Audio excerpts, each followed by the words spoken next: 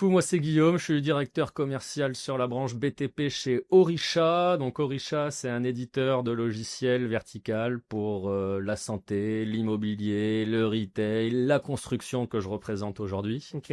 Donc pour faire un focus tout particulier sur la construction, nous on travaille avec l'ensemble des entreprises du BTP. D'accord. Je suis dans ce groupe et au commerce parce que Ouais. j'ai jamais fait autre chose. Et comme je vous le disais tout à l'heure, on traitait que des leads entrants qui étaient forcément assez quali parce que c'était des sociétés d'une certaine taille avec un besoin qui était identifié, qui n'était pas instantané, mais qui était au plus tard du plus tard sur des projets à 1 an. Ouais. Donc c'est vrai que se lancer dans la prospection comme ça était un petit peu un saut dans l'inconnu pour nous. Donc ce travail de cadrage qui a été fait par rapport à ma stratégie, qui est d'aller rentrer des projets d'un certain type qui sont industrialisables avec beaucoup de qualité au niveau du service Ouais. et au niveau de la mise en place du produit. Ce qui est de temps en temps dans certaines sociétés aux antipodes de l'industrialisation, la qualité. Chez nous, moi j'avais une mission très claire de ma direction, c'est on veut industrialiser la prospection. Ok. Cependant, je ne veux absolument pas qu'on aille vendre pour vendre. Ouais, d'accord. Je veux qu'on vende à des cibles qui ont besoin de nous, sur lesquelles on a une valeur ajoutée et sur lesquelles notre produit va être la pierre angulaire de leur système. Ouais. Donc c'est vrai que partant de ce principe-là, la première fois qu'on a fait le premier exercice de ciblage, comme j'ai dit, on était sur un exercice pour apprendre à marcher en gros. Concrètement, Ouais. si on s'en réfère à l'être humain, on était en train de ramper un peu par terre, à se demander comment on allait prospecter. On n'a pas voulu courir tout de suite. Vous nous avez pas mal aiguillé sur les cibles potentielles par rapport à mes objectifs et mes premiers objectifs de ce premier fichier, c'est-à-dire me faire la main avec mes équipes SDR et avec mes commerciaux qui avaient été sélectionnés pour prospecter en plus des SDR. Et on a repris un fichier récemment, il y a 2 mois maintenant, ou 2-3 mois, où là on est monté en gamme sur un aiguillage beaucoup plus affiné par rapport à une stratégie commerciale très claire sur la prospection. Toi, t'avais des réponses. Et on a eu les réponses. On a eu les réponses qu'il nous fallait. Les ciblages ont été très bien faits. La data était de très bonne qualité. J'ai été assez surpris de ça aussi. Je pensais que j'allais avoir beaucoup de numéros erronés, des doublons, des clients. Mais quand on connaît pas, on peut se poser la question. Ouais, bien sûr. On peut se poser la question. On est démarché peut-être 3-4 fois par semaine à minima en nous promettant monts et merveilles sur la data, sur la qualité. Mais dès qu'on demande un petit peu de concret, il n'y a plus rien finalement. Ou pas grand-chose, tout du moins, des petites expériences que j'ai eues. Donc je dis pas que c'est le cas de tout le monde, mais moi... Non, il y a des gens qui travaillent très bien aussi. Travaille très bien aussi, mais des petites expériences que j'ai eues, c'est vrai que finalement, dès qu'on commence à pousser un peu dans le retranchement, on se rend compte que on n'est pas forcément sur les taux qu'on nous annonce. Surtout sur tes cibles. Surtout, ouais. Qui sont pas forcément digitalisées. C'est exactement ça. Et en fait, il faut croiser pas mal de sources. Et c'est là tout l'intérêt. Et d'ailleurs, j'en profite pour faire un lien avec ce que tu dis au niveau du ciblage et faire passer un message. C'est que nous, on n'a jamais voulu être que des vendeurs de fichiers. Et cette partie stratégico, elle est ultra importante pour nous. Je le dis pas pour faire du marketing, mais c'est vrai qu'il n'y a pas de bonne data sans un bon ciblage. Et en fait, avant tout, et c'est là où c'est un travail de collaboration, toi-même tu l'as dit, parce que la data, c'est que la fin, si t'as pas fait les plans de ta maison, ça sert à rien d'essayer ça sert à rien d'avoir du marbre en fait. C'est clair. Et donc tout l'intérêt c'est de faire un focus sur le ciblage et c'est ce qui en fait va naturellement, intrinsèquement éviter les erreurs du fichier. Parce que tu as les erreurs que moi j'appelle de fin, c'est faux numéro, je sais pas moi, l'entreprise est fermée, mauvais contact, etc. Ça, il y en a toujours, il y en aura toujours parce que c'est comme ça. Mais ça, tu peux le réduire par la qualité des outils que tu prends, la vérification. On utilise beaucoup d'IA pour le faire d'ailleurs. Avant tout, si ton fichier est à jour et que tu as tapé le bon segment au bon moment pour toi, de fait, ça réduit 30% des erreurs à peu près. C'est pour ça qu'aujourd'hui, nous, notre taux, il se situe entre 10 et 15%. Au-delà, de toute façon, en bourse. C'est clair et net.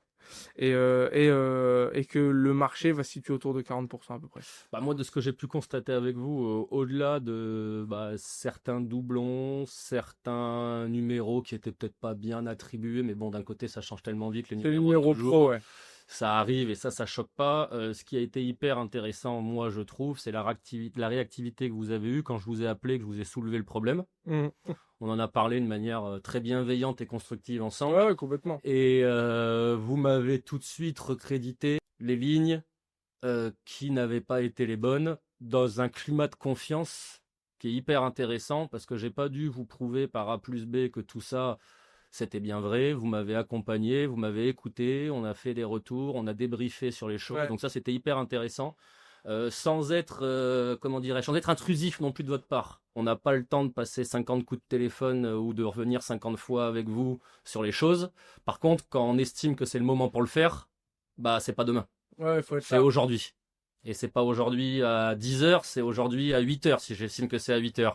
Et ce que j'ai beaucoup apprécié avec toi et tes équipes, c'est que ça, vous êtes à l'écoute. Vous n'êtes pas disponible instantanément, et Dieu Non. merci. Par contre, on arrive toujours à trouver à un moment qui est bien pour tout le monde. Et ça, je trouve ça hyper intéressant. Et toujours dans de la bienveillance et dans quelque chose de constructif. Donc ça, c'est quand même cool. Ouais, c'est tout l'intérêt. Déjà, sur le ciblage, c'est compliqué de faire un parfait tout de suite.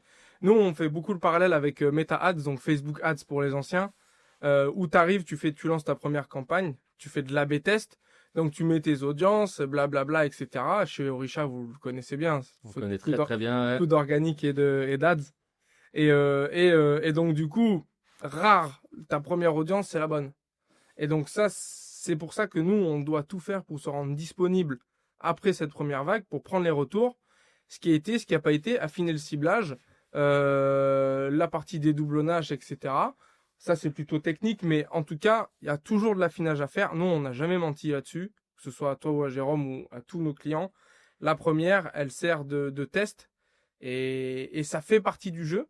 Et je pense que au-delà de ça, dans le commercial, et c'est pas à toi qu'on va l'apprendre, tu le sais tout autant que nous, les seules réponses que tu as, c'est par les erreurs que tu fais. C'est clair. Ouais. Il n'y a pas d'autre moyen d'avoir des résultats dans le commercial. Pas vrai, les gars, derrière. Et un retour d'expérience sur tout ce qu'on fait, hein, mais C'est vrai. il faut faire, il faut accepter que ce soit pas parfait dès le début. On peut pas demander à ses équipes que ce soit pas parfait Non. dès le début et à ses fournisseurs de data. Et petit à petit, les choses se font très naturellement. Et oui, sur des taux de déchets à 10-15%, comme je l'ai dit, j'ai pas beaucoup de recul, mais Sur je deuxième. suis appelé très souvent. Ah. Et quand je dis les taux de déchets que j'ai sur vos fichiers, j'ai pas beaucoup de personnes qui essaient de se battre pour essayer de me convaincre qu'il faut passer chez eux. Ouais, bah surtout sur ta cible. En fait, la cible et on reviendra sur ton produit juste après, je pense que c'est intéressant d'en parler. La cible de Guillaume, ça va être les artisans du BTP. Et les artisans du BTP, ils sont pas sur LinkedIn. Alors, au-delà des artisans, nous, on a une cible dans la BU Construction qui est un tout petit peu plus large que ça. Oui. Nous, on va s'adresser à la partie BTP, donc les entreprises qui vont réaliser les travaux, les entreprises qui vont faire les routes, qui vont faire les bâtiments, qui vont faire de la peinture, du carrelage, etc. Donc, tous les corps d'état du BTP, que ce soit technique, secondaire ou gros œuvres. Okay. On a une partie aussi négoce, pure et dure, où on va équiper tous les négociants de matériaux. Donc en fait, on va couvrir la chaîne globale de la partie construction en France et en Europe. C'est ça qui est hyper intéressant. C'est qu'on va être aussi bien capable de s'adresser aux entreprises qui vont construire et qui vont faire des travaux, réaliser des travaux en travaux directs, en sous-traitance, etc. Parce qu'on a toutes les spécificités dans nos logiciels. Mais on est aussi capable d'accompagner toutes les entreprises qui vont fournir tous les matériaux pour pouvoir réaliser les travaux. Donc on a une vraie valeur ajoutée sur toute cette chaîne, que ce soit sur la partie négoce ou sur la partie BTP, que ce soit sur la partie bureau administratif, bureau d'études, mais aussi sur la partie terrain, avec la conduite de travaux, avec des outils numériques SaaS qui vont nous permettre de faire le trait d'union entre ce qui se passe sur le terrain et ce qui va se passer au bureau, parce que dans le BTP et encore plus que dans d'autres domaines aujourd'hui, les marges sont très petite par rapport à avant, par rapport aux 30 glorieuses que l'on a pu connaître il y a quelques années maintenant, quelques décennies. Aujourd'hui, les marges entre 5 et 10 points maximum, un petit peu plus pour les très très bons sur des niches très spécialisées. Mais finalement, on va être autour des 7 ou 8% quand on s'en sort bien. Nous, on est là pour faciliter la gestion, être la pierre angulaire du système. On accompagne énormément de sociétés, que ce soit en France ou en Europe, sur cette partie-là. Ouais. Et notre cœur de métier, c'est vraiment là. On est vraiment là pour leur apporter tout ce qui est gestion administrative, financière, mais aussi terrain, avec des outils terrain spécialisés pour des personnes qui ne sont pas digitalisées. Oui, c'est ça le plus dur finalement. C'est ça. Il y a certains conducteurs ou certains chefs de chantier, en extrapolant, ils ont à peine un smartphone et on va leur demander de faire des choses sur une application SaaS. Ouais. Et des choses qui vont avoir une importance extrême, parce que si on ne remonte pas l'information au bon moment, à la bonne personne, pour prendre la bonne décision, pour pouvoir tout de suite rectifier le tir, peu importe qu'on en soit, que ce soit nous à l'origine du problème ou pas, bah, ils vont perdre les quelques points de marge qui leur permettent de vivre correctement. Donc on est vraiment là pour pouvoir prévoir combien on va gagner. Et là, la démarche proactive, donc la prospection, à quel point tu dirais que ça peut te permettre d'encore plus stabiliser ta croissance et surtout, tu parles de maîtriser sa croissance. C'est quand même le gros avantage de la prospection, c'est que tu choisis à qui tu parles. Et c'est pour ça, toujours la même chose, on parle de ciblage. Mais toi, directement, donc sur le premier fichier, c'était « Ok les gars, moi je veux mettre un pied dans la mare. » Donc on va parler à plus petit. Maintenant qu'on s'est rodé, qu'on a pris 200 rendez-vous, etc., on va parler à plus gros pour cette fois-ci générer du volume d'affaires.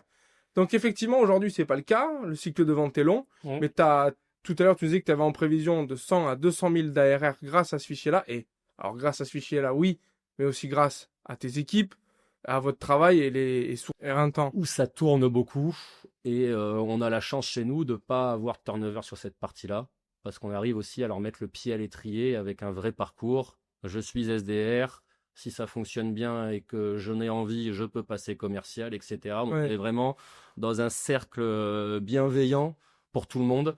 Et ça, c'est hyper intéressant, cet aspect humain aussi, au-delà de la data et de l'organisation. Oui, c'est clair. Et pour clôturer cette petite capsule, nous, à la base, on lance Sales Run, ex-Job Leads, dans la seule vision, parce qu'on est des SDR à la base, hein, Vincent et moi, d'aider les SDR à juste pouvoir faire leur métier, c'est-à-dire passer du call, parler à des gens, prendre du plaisir, et de le faire de manière méthodique. C'est-à-dire qu'aujourd'hui, au-delà de tout ce que tu as mis en place, qui donne presque envie de venir faire du call chez toi. Venez, hein, on recrute.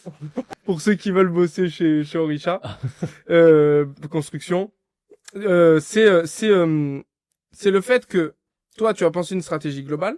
Je suppose que tu leur en as parlé. C'est ça. Et que ils reçoivent un fichier qui est cohérent. Alors on parle vraiment de la partie fichier, qui est cohérent avec ce que tu leur as dit.